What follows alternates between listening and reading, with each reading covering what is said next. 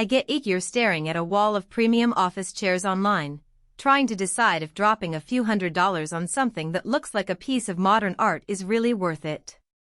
You've probably heard the name Aeron 1,000 times, but you also know the pain of buying a big-ticket chair that ends up feeling like a fancy throne you never actually sit in. You don't want to waste money on a chair that looks great but doesn't hold up when you're on video calls for 8 hours, or that makes you feel like you're perched on a cold slab. Link is in the description if you want to check the product details on Amazon. Let's break this down the way you'd actually decide in real life. First, think about your workspace.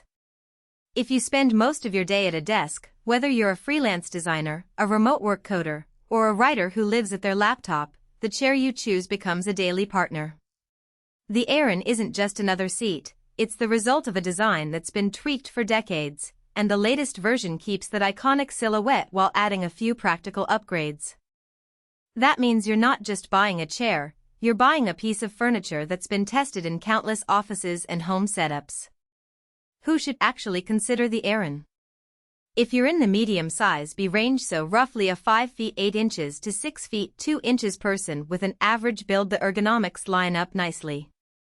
The PostureFit SL support is designed to cradle your lower back when you lean back, which can be a game-changer if you've ever felt a nagging ache after a long sprint of work. The tilt limiter lets you set a maximum recline angle, so you can lean back without worrying about tipping over or feeling unstable. For people who like to shift their posture throughout the day, the seat angle adjustment means you can tilt the seat forward a bit to engage your core when you're typing, then tilt back for a quick break. If you have a carpeted office, the included carpet casters glide smoothly without digging, which saves you from the dreaded chair gets stuck moments. Now, who might want to skip it? If you're on the shorter side under 5 inch, the medium B frame can feel a little tall, and the seat depth might feel too deep, making it harder to get your feet flat on the floor. Similarly, if you're looking for a budget upgrade, the Aeron sits in a higher price bracket, so unless you truly need the specific ergonomic features, you might get more bang for your buck with a solid mid-range mesh chair that offers decent adjustability without the Herman Miller badge.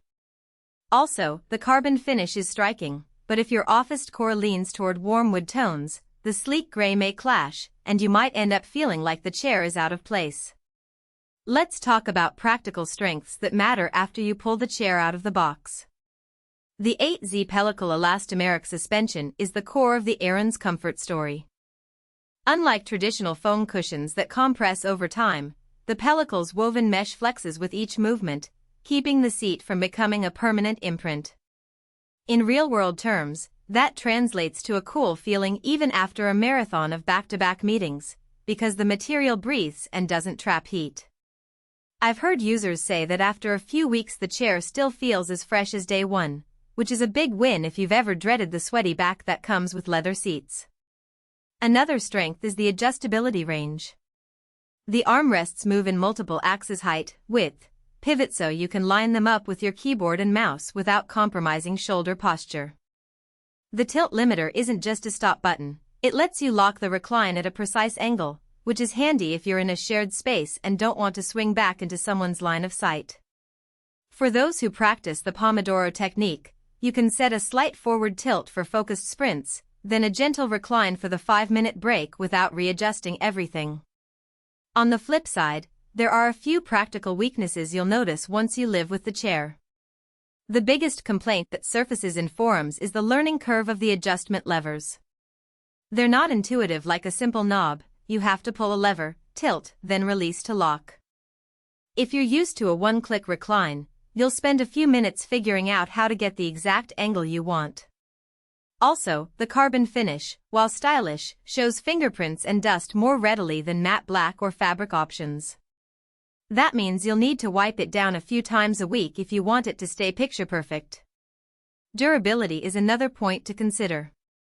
The Aeron's frame is aluminum and the base is a sturdy steel column, which holds up well under normal office loads. However, if you have a habit of standing up abruptly or leaning heavily on the armrests while